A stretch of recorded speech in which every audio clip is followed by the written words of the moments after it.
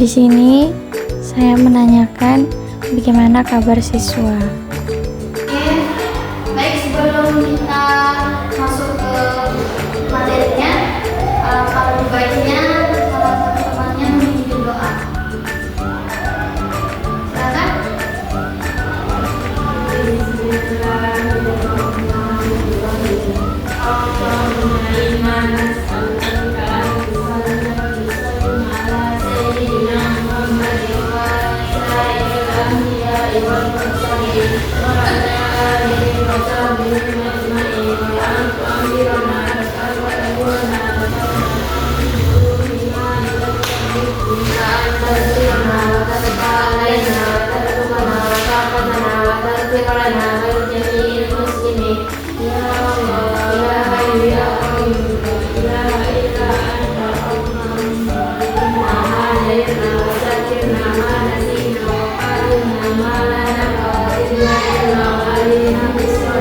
Oke, baik, kakak absen dulu ya.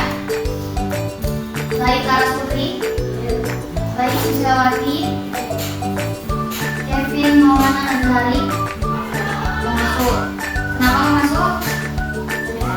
Sakit. Lalu Rizky Irawan. Pulang. Oke.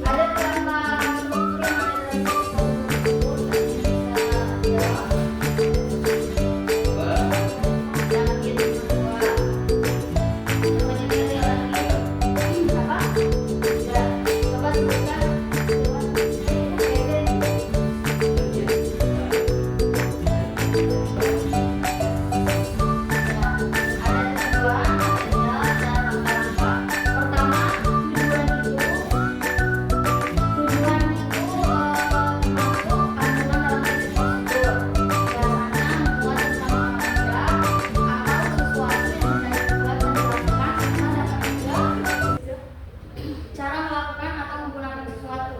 Contohnya, membuat pisang goreng. Terus yang kedua tadi material, yaitu berisi tentang bahan-bahan yang akan digunakan. Contohnya dalam pembuatan pisang goreng yaitu ada pisang, ada wajan, ada tepung, ada apa lagi? Gula, terus apa? Minyak, sama apa? Kompor dan gas, sama apa lagi? Udah tadi disebut. Sama air. Nah, itu bagian materialnya. Terus lanjut ke bagian langkah-langkahnya, yaitu tahap-tahap pembuatan. Langkah-langkah dalam teks prosedur biasanya berisi tahapan yang ditunjukkan dengan berbagai model, yaitu bisa dengan penomoran 1, 2, 3, atau dengan kata yang menunjukkan kata pertama, kata kedua, kata ketiga, dan seterusnya. Kata yang menunjukkan waktu, seperti contohnya sekarang masukkan pisang ke dalam tepung, lalu kemudian dilumuri dengan panir, seperti itu. Atau tepung panir. Tahu kan tepung panir yang kasar? Biasanya itu dipakai di pisang. Tahu nggak warnanya yang kayak warna kuning-kuningan? Bukan. Tepung panir. Tepung yang kasar itu loh, yang biasanya misalnya kalau kita mau bikin sosis goreng. Iya, kayaknya sama bungkusannya kayak tepung terigu, cuma dia itu warnanya kuning atau orange. Tahu kan? Nah, itu dia akan kasar.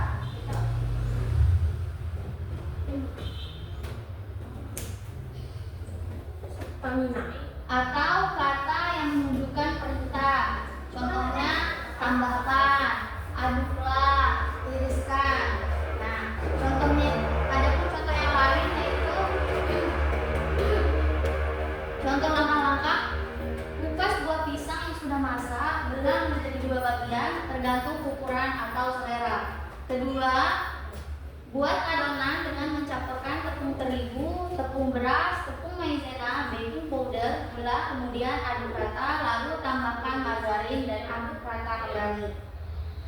Langkah ketiga, tambahkan air sedikit demi sedikit sampai tidak ada tepung yang menggumpal dan jangan terlalu kental. Dan yang terakhir, panaskan minyak goreng dan masukkan pisang yang telah dibaluti tepung, lalu masak hingga kecoklatan lalu tiriskan. Nah, itu contoh langkah-langkah. Lanjut ke kaidah kebahasaan dalam teks prosedur. Kaidah kebahasaan dalam teks prosedur itu ada berapa? Tiga. Yus, siapa namanya? Lena, 2 terus. Yang kedua ini Bu. Orang temannya jawab 3. Kamu 2 terus. Kayaknya cuma nyatet sampai 2 ya. Bu. Ya? Sampai cuma nomor 2. Coba sebutin apa aja. Kaidah kata ganti pronomina. Pronomina. Konjungsi. Terus sama apa lagi? Astagfirullahaladzim. 3 loh. Apa yang ketiganya? Kalimat imperatif dan integratif. Kalimat. Ini. Nah itu kalimat imperatif, deklaratif, dan interrogatif. Ada 3 kaidah kebahasaan dalam teks prosedur. Pertama tadi kata ganti atau bisa juga disebut dengan pronomina. Pronomina adalah kata yang digunakan untuk menggantikan benda atau menamai seseorang atau sesuatu secara tidak langsung. Contohnya, ia. Ia sedang memasukkan pisang ke dalam tepung. Nah, terus ada lagi yang lain kata gantinya nya. Nya.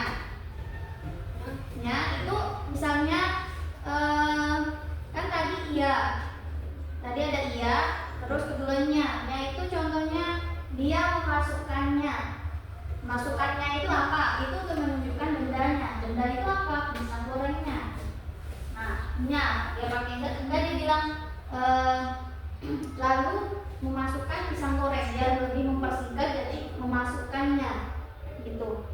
Lanjut ke mereka, kita dan kami.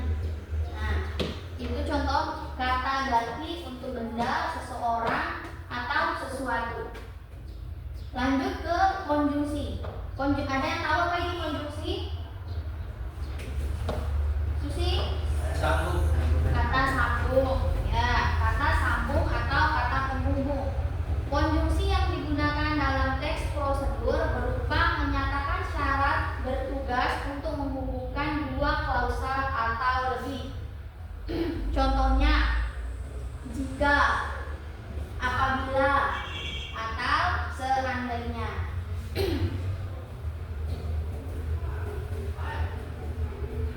Contoh kalimatnya, apabila tidak ada tepung maizena bisa menggunakan tepung tapioka, misalkan begitu. Contoh apa namanya? Contoh kalimatnya. Selain syarat ada juga teks temporal yaitu bertugas untuk mengurutkan waktu. Contoh, kemudian, setelah, pertama, lalu, setelah itu, selanjutnya, dan terakhir. Kan sering dengar yang kata-kata sambung yang kayak gini kan. Kemudian setelah dalam ini apa namanya? Dalam tutorial memasak atau tutorial membuat sesuatu pasti pernah dengar kan.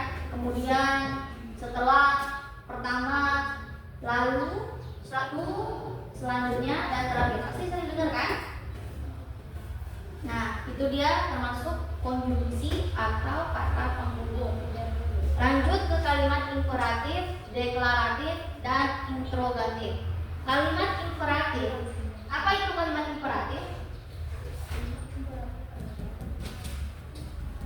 Ada yang tahu? Apa itu kalimat imperatif?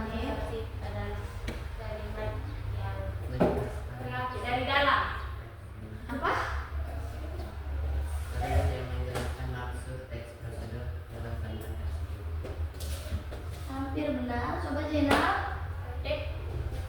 Kalimat imperatif. Tadi apa? Imperatif. Kakak pernah bahas kan? Kalimat imperatif itu apa? Kalimat yang mengandung kata Ganti. kata perintah. Itu kalimat imperatif. Berfungsi untuk meminta atau melarang. Misalkan contohnya kalau yang kakak ambil dari contoh yang tadi pembuatan pisang goreng, jangan masukkan air terlalu banyak. Itu termasuk perintah dan juga larangan. Lalu kalimat deklaratif. Kalimat deklaratif itu apa? Ada yang tahu kalimat deklaratif? Deklaratif.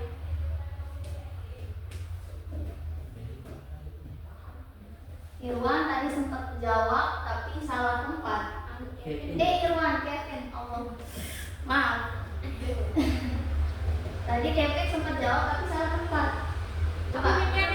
Tadi jawab Pak Kevin. Pas kakak nanya imperatif.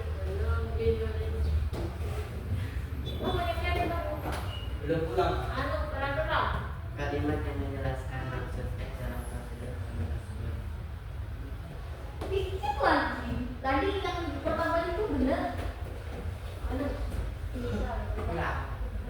Ayo, Jena. Saya mau dengar Jenanya jawab nih. Apa itu kalimat deklaratif?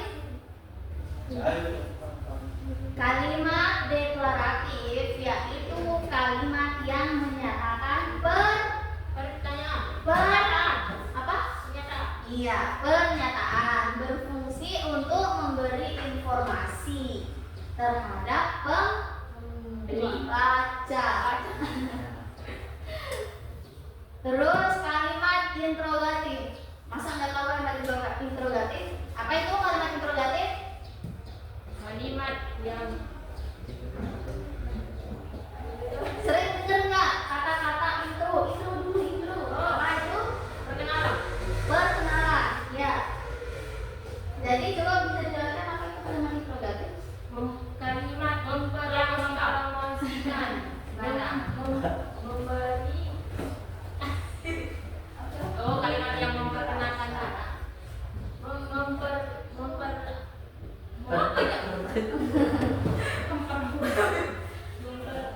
Kalimat interrogatif yaitu Interogasi. interogasi. Dia menginterogasikan. Berarti kalau interogasi itu termasuk ke Interogasi.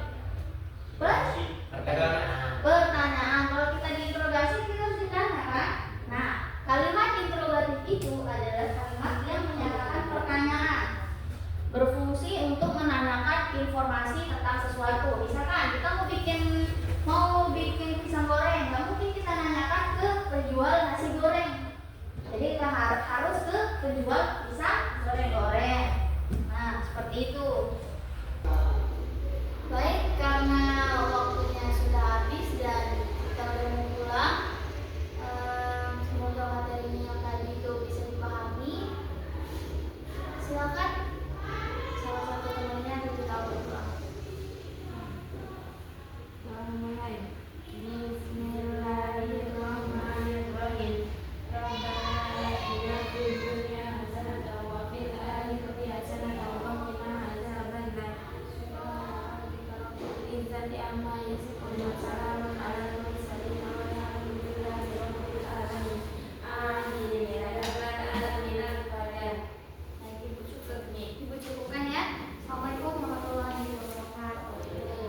Ikhtiram. Assalamualaikum warahmatullahi wabarakatuh.